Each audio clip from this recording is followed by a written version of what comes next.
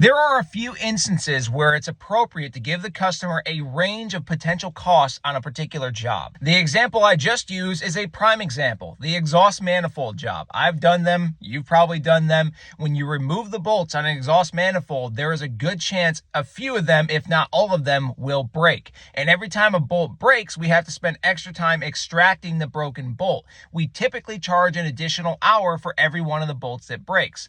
So let's say the job pays, I don't know, $800. Say it's $800 to the customer. That's probably not a good estimate, but it's $800 to the customer to replace one exhaust manifold.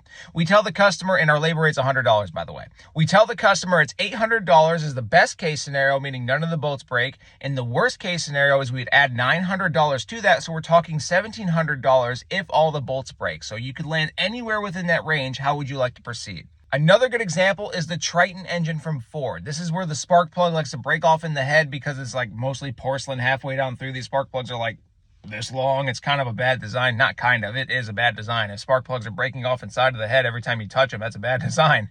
I've done this job as a technician. I've sold this job as a service advisor. It is common that those spark plugs want to break off inside of the head when we remove them. Now, it's possible we'll get them all out and there won't be a problem, but we have to start with the best case scenario, and then we have to also give them a price if all the spark plugs were to break. So best case, worst case scenario. This does a couple of things. This sets up the expectations for your customer perfectly because they know they could land anywhere within this range. And when they say yes to that, they're saying yes to the highest dollar amount, which means you can charge them the highest dollar amount if you need to, or you could save the day and be their hero and come in lower, or you can land anywhere within that range.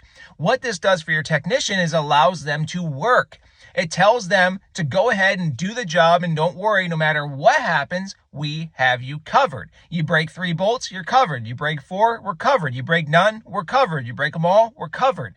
You give your technician the freedom to move forward without having to come back to you and say, I broke a bolt, call them. I broke another bolt, call them. That's craziness. So giving your customers that range, best case, worst case scenario, is the prime way to sell jobs like this. Now, on the technician's part, when you run into a job where you need a best case, worst case scenario type of estimate, let your advisor know what the best case and the worst case is. If your advisor doesn't know, they don't know. And if they don't know, their customer doesn't know, which means your customer doesn't know.